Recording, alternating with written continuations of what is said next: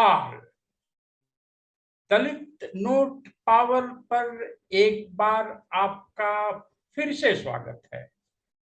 मैं हूं चंद्रभान प्रसाद और आज का जो डायलॉग है मेश्राम साहब के साथ वो 1000-2000 रुपए की लागत से शुरू होने वाले बिजनेस पर है, जो बिल्कुल सामान्य दलित परिवार के नौजवान कर सकते हैं। वस्तुतः नौजवान उसकी मार्केटिंग करें और घर में महिलाएं जो कहीं बाहर काम पर नहीं जाती हैं लेकिन पैसे की जरूरत है, वो घर के अंदर बनाएं। इसमें स्नैक्स वगैरह है। मेश्राम साहब, आपका फिर से एक बार स्वागत है। जय भीम सर, जय भारत। जय भीम, जय भारत। और आपको बधाई देना चाहूंगा कि आपको 20 कुंतल छिले हुए लहसुन का कहीं से ऑर्डर आ गया है। हाँ सर, और उसके लिए थैंक यू सर। हाँ, तो बताएं, जो हमारे समाज के बिल्कुल निर्धन लोग हैं, जिनके पास 5,000 रुपए भी नहीं है कोई काम शुरू करने के लिए, तो वो क्या कर सकते हैं? आप कुछ बता रहे थे, पोहा वगैरह और स्नैक्स वगैरह, बिल्कुल तो जरा बिल्कुल। समझाएं डिटेल से। हाँ सर, अभी हम सारे हमारे एपिसोड थे वो फूड पे थे, तो अभी हम एक फूड का बहुत अच्छा वेरिएंट लेना चाहते हैं।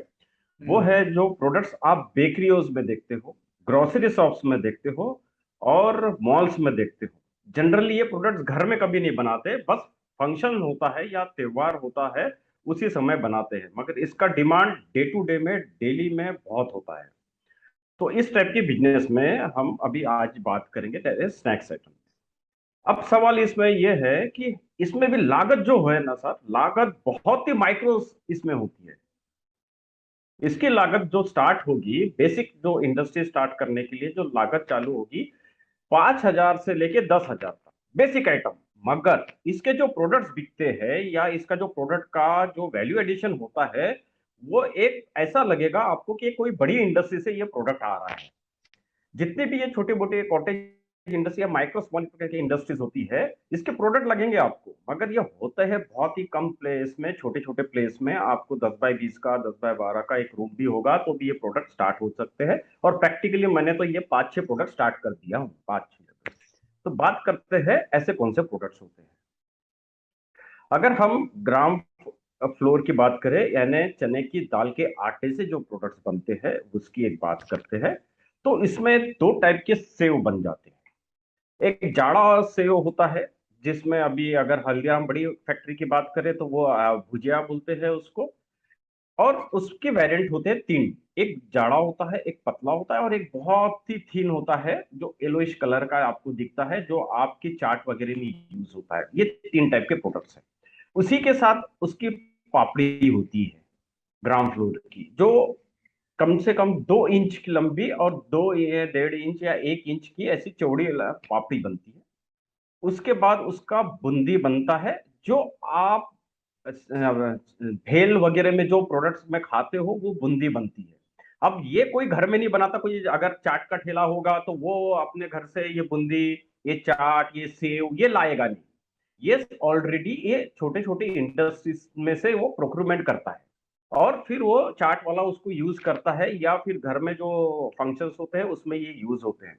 तो ये हो गया, दही बूंदी तक आ गए अपन। फिर उसके बाद आ जाते हैं कि इसमें भी बेसन की एक छोटी छोटी, महाराष्ट्र में आप उसको बोल सकते हैं कि भाकरी बोलते हैं। तो छोटी छोटी एक ये ग्राउंड फ्लोर की ऐसे स्ट्रिप होती है, उसके अंदर कुछ पुटिंग्स वगैरह डाल के उसको रोल करके उसको फ्राई किया जाता है। ये एक आइटम चलता है। थोड़ा सा अगर हट के जाते हैं तो मैदे में से ये पपड़ी बनती है, जो कि पपड़ी जो चाट में यूज होती है वो पपड़ी बन जाती है। और इसमें और जाते हैं तो पानी पूरी बन जाती है। तो जो इस टाइप के जो प्रोडक्ट्स आप हमेशा बेकरी में पाए जाते हैं, बेकरी की इसमें ग्रोसरी शॉप्स में, मॉल्स में पाए जाते हैं। ये प्रोडक्ट अभी हम इस वीडियो में बताना चाहेंगे कि ये प्रोडक्ट स्मॉल स्केल में स्टार्ट होके 5 से 10 हजार के बीच में स्टार्ट होके, मगर इसका वॉल्यूम बहुत बड़ा होता है और इसका मार्केट साइज भी बहुत बड़ा है। तो अभी हम आते हैं इसका इंफ्रास्ट्रक्चर की बात में, इंफ्रास्ट्रक्चर में इसमें क्या लगेगा?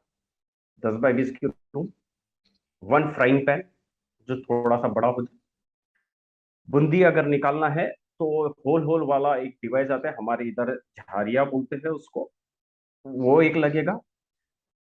आपका गैस चूल्हा लगेगा, और इसको ड्राई करने रखने के लिए एल्यूमिनियम के कुछ ट्रे आते हैं जो जनरली कैटरिंग वाले यूज करते हैं। बस इतना ही इंफ्रास्ट्रक्चर लगता है, बाद में कुछ नहीं। अब इसकी कॉस्टिंग अगर सारा मिला के तो 2-3 हजार, 4 हजार, 5 हजार में हो जाता है, और यही कॉस्टिंग है, इसके ऊपर कोई नहीं है। फिर तो मशीनरी बेस है, तो मशीनरी बेस का तो अलग बात करेंगे अपन, मगर यही बेस है, इसके अलावा कुछ नहीं लगता। अब स्टार्ट करते हैं कि अगर मुझे आज के डेट में जो दही बूंदी होती है या जो चाट में बूंदी यूज होती है वो बनाना है, तो हमको ग्राउंड फ्लोर लेना है, तो वो उसको तलना है और उसको पैकेट करना है। इसमें दो ही चीजें की इंपॉर्टेंस है। जो आपका पैकेट साइज होता है वो ज्यादा बड़ा नहीं होता है, 100 ग्राम से लेके 200 ग्राम से ले और आधा किलो तक होता है, क्योंकि ये घर वाले भी कस्टमर यूज करते हैं और बल्क वाले भी कस्टमर यूज करते हैं। तो उससे आपका बूंदी बन जाएगा। वही डिवाइस यानी वही इक्विपमेंट आप अगर लेने जाते हो तो उसी से आपका सेव बन जाएगा, जाड़ा वाला। फिर सेव के लिए एक छोटा सा मशीन आता है जो 1200 से 1500 के लिए आता है, जो घर में यूज होता है वो नहीं, जो होटल्स में होता है स्क्रू वाला आता है। अगर स्क्रू वाला यूज करेंगे तो आपका एकदम बारीक वाला जो सेव होता है जो आप घर में यूज करते हो चाट गीटे या किसी इसके लिए, तो वो सेव उस मशीन से निकल जाएगा, उसकी भी कॉस्टिंग ज्यादा नहीं है। फिर आपका जो थोड़ा फ्लेवर वाला सेव होता है, जो फ्लेवर वाला सेव होता है वो भी उसी मशीन से निकल जाएगा, उसका डाई चेंज करना पड़ता। इसमें जो इंग्रेडिएंट्स यूज होते हैं उसमें मेजर जो इंग्रेडिएंट्स होते हैं वो आपके घर के किचन में होते हैं। बस अगर उसको वैल्यू एडिशन में थोड़ा टेस्टी बनाना है तो गार्लिक का पेस्ट या पाउडर, और ओनियन का पेस्ट और पाउडर, और छोटे मोटे घर के ये एडिशनल अगर यूज कर दे दे तो इसका क्वालिटी और टेस्ट नान्स हो जाता है। तो ये इसमें जो डिवाइस, हाँ सर। जैसा कि हमने देखा है कि आपका कंसंट्रेशन अक्सर मार्केटिंग पर होता है। हाँ सर। जैसे कि जिसको आप पानी का जार बेचते थे, उसी को उन्हीं को आप लहसुन बेचना शुरू कर दिए बिल्कुल। हैं। तो हाँ मैन्युफैक्चरिंग में कोई बड़ी काबिलियत नहीं है, एकदम सामान्य से सामान्य घर में ये स्नैक्स, जैसा आप बता रहे थे कि फेस्टिवल्स के दौरान हर घर में बनता ही बनता है। हाँ। तो जो घर के महिलाएं हैं वो उसकी, जो गरीब परिवार की बात मैं कर रहा हूँ दलित समाज में, वो राइट। मैन्युफैक्चरिंग करें, और नौजवान जो हैं वो दिन भर साइकिल या स्कूटर लेके मार्केट ढूंढे और उसको बेचे। बिल्कुल सर। इस पर अपना बिल्कुल। अनुभव जरा बताइए आप। हाँ सर, अभी मैं लेटेस्ट वाला बताता हूँ। ऐसे तो मेरे 5-6 हो चुके हैं, लेटेस्ट वाला बताता हूँ। अमरावती चांदूर बाजार करके एक एरिया है अमरावती के पास, उसमें 10 महिलाओं ने मिलके ये बिजनेस स्टार्ट किया, मेरे कंसल्टेंसी में, मेरे गाइडेंस में। उन्होंने यही प्रोडक्ट बनाना स्टार्ट किया, और सर उनके विद इन 2 मंथ्स में एक कंपनी उनके पास अप्रोच हुई, उसका जॉब वर्क करके दे रहे हैं अभी फिलहाल, तो वो 50 kg और 100 kg पे है। उसके बाद उन्होंने अपने प्रोडक्ट्स जो बनाए, वो उन्होंने प्रोडक्ट्स पूरा मुंबई, नासिक, औरंगाबाद, एमपी यहाँ तक भिजवा दिए। और मैंने भी उनसे अपने प्रोडक्ट्स ये दिवाली के समय मंगाया हूँ। और वो तो क्या हो गया, छोटा सा यूनिट्स, और उनका जो यूनिट्स है 10 बाय 10 के कमरे में है, 10 महिला बच्चे के थे। हर एक प्रोडक्ट को मैंने डे वाइज बांट दिया। आज हम खाली सेव बनाएंगे तो पूरा सेव का प्रोडक्शन करेंगे, दूसरे दिन हम अगर उसमें आप ये बूंदी बना रहे हैं तो बूंदी का प्रोडक्शन करेंगे, इस टाइप का। अब इनका उनको हमने बताया कि आप मार्केटिंग कैसा करें, तो हमने क्या किया, उस एरिया में उनको हैंडल्स बनाने को बोला छोटा, और उसमें रेट्स के साथ प्रोडक्ट्स और पेपर में जाने देने के लिए बोल दिया, पेपर में डलवा दिया। मॉर्निंग में लोगों के हाथ में वो हैंडल्स मिल गया, लोगों ने उसमें फोन करना स्टार्ट कर दिया। रेट को हमने बहुत अच्छे से कैलकुलेट किया, ताकि हमने क्या किया, उनको पर केजी 80 रुपीज टू 85 रुपीज मिलना चाहिए, ऐसा कैलकुलेट करके रेट। तो क्या हुआ, मार्केट से उनका रेट थोड़ा कम हो गया, तो ऑर्डर्स आना उनके स्टार्ट। अब जब उनका धीरे धीरे अभी बढ़ रहा है तो उन्होंने और एक बड़ी मशीन लिया, 1.5 लाख की मैंने उनको ऑटोमेटिक मोबाइल ऑपरेटर मशीन चकली बनाने की उनको प्रोवाइड किया। अब क्या हो गया, उनका और मार्केट बढ़ गया, इस मशीन को देख के उनको कंपनी से ऑर्डर आ गया कि भैया हम आपको 250 केजी पर डे का हम चकली बनाने का प्रोडक्ट दे देंगे। ऑलरेडी वो कंपनी पापड़ बना रही है, तो पापड़ के साथ चकली चली गई, टाइप हो गया। अब उसके साथ साथ इनकी बूंदी भी चली गई, उसी के साथ साथ सेव भी चला गया। तो क्या हो गया, मार्केट ऐसा लिंक हो गया। और हमने कि उनके लिए क्या किया, वहां उस एरिया में अभी हम और एक यूनिट बना रहे हैं, उनका काम चल रहा है। अगर ये 3 यूनिट हम ऐसे, 1, 2 और 3 यूनिट ऐसे आते तो हम कम से कम 12 प्रोडक्ट्स बना रहे हैं।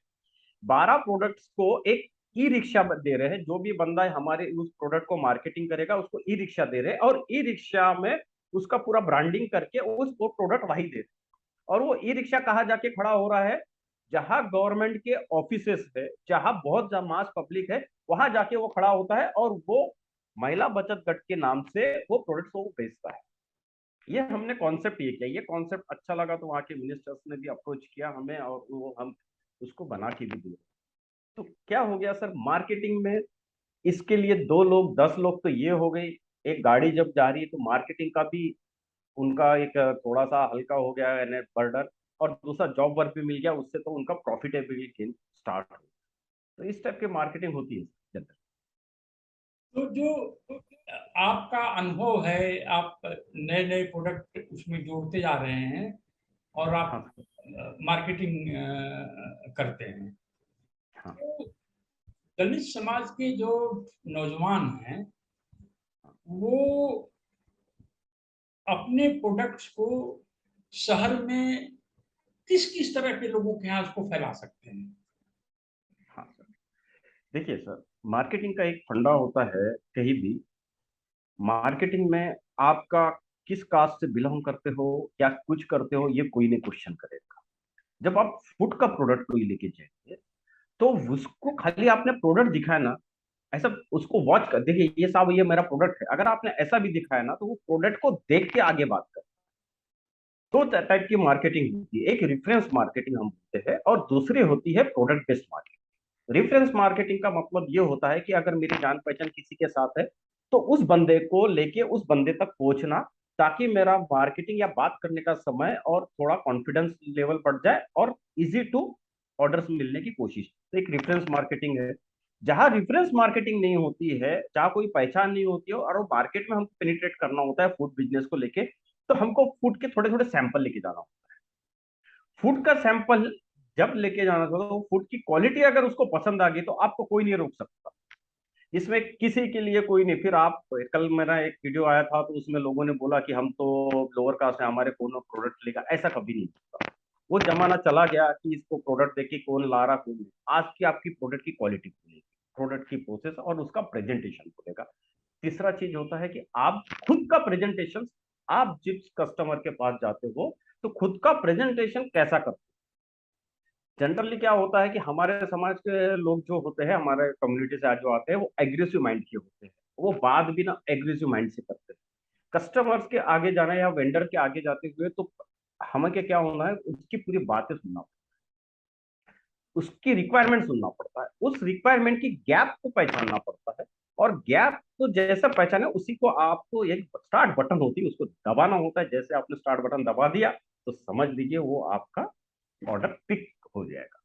तो ये चीज समझने की बहुत ही जरूरत है कि प्रेजेंटेशन तीनों टाइप का होना चाहिए। प्रोडक्ट, प्रोडक्ट कैसा है उसको हाँ सर। यानी आपका ये कहना है कि आपका प्रोडक्ट तो अच्छा होना ही चाहिए, थोड़ा पैकेजिंग वगैरह भी ठीक होनी चाहिए। बिल्कुल सर। तो पैकेजिंग होना, मशीन्स पर हम लोग एक अलग से अपना करेंगे प्रोग्राम। बिल्कुल सर। लेकिन स्नैक्स का ये बिजनेस हाँ। बिल्कुल सामान्य दलित परिवारों के लिए एक बहुत बड़ा अवसर प्रदान कर रहा है, बिल्कुल सर।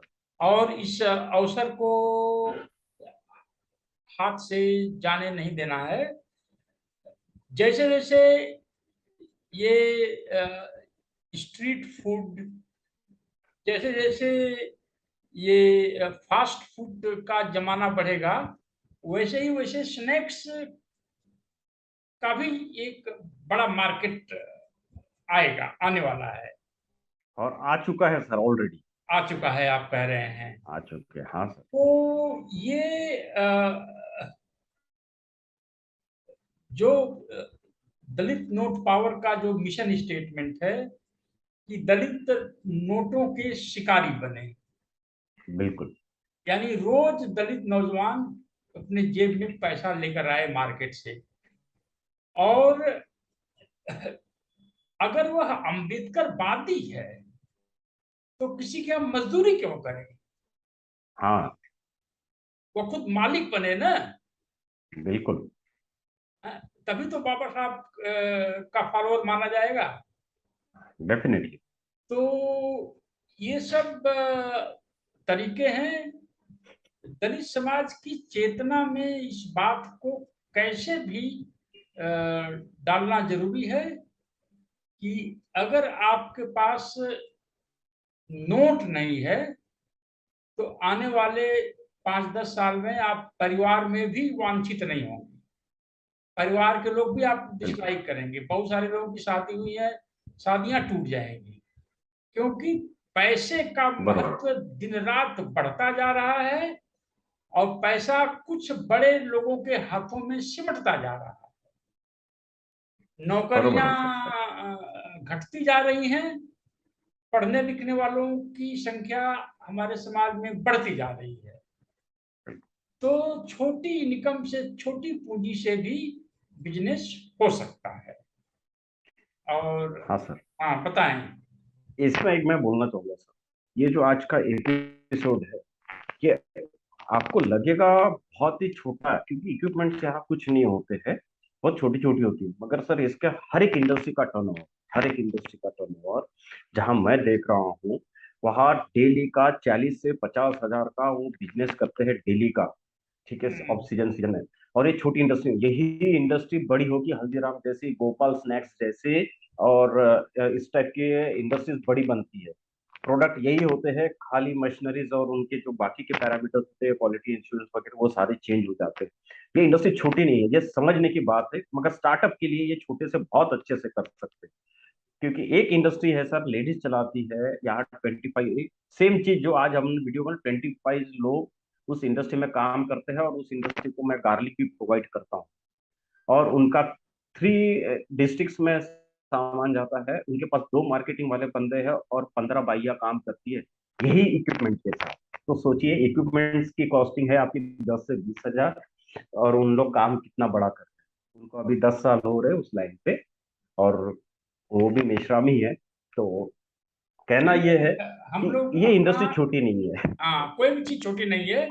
टाटा छोटी परिवार नहीं ने है। तो नमक से अपना बिजनेस शुरू किया था, और अब जहाज बनाने बिल्कुल। जा रहे हैं अमेरिका के लिए, ब्रिटिश राइट। एयरबस के लिए।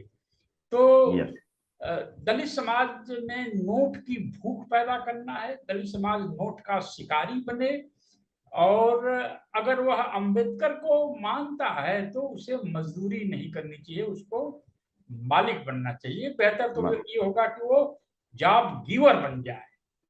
बिल्कुल सर। तो बहुत बहुत धन्यवाद मेश्राम साहब, और हम लोग इसको आगे भी करते रहेंगे। जय भीम, राइट जय सर। भारत। जय भीम, जय भारत।